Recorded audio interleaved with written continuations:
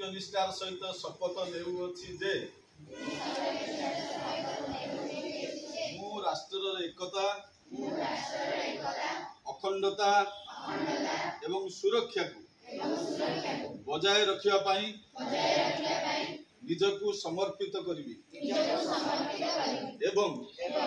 मो देशवासी मध्यरे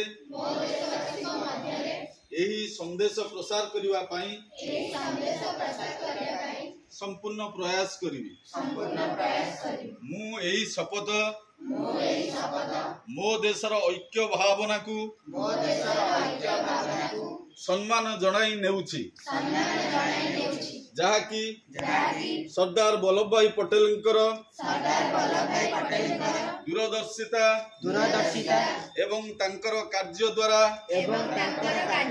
संभव होई पारिथिला मो देशर आभ्यंतरीण सुरक्षा को सुनिश्चित करने निमंते निजकु समर्पण करने को सत्यनिष्ठ संकल्प नेउछि। जय हिंद।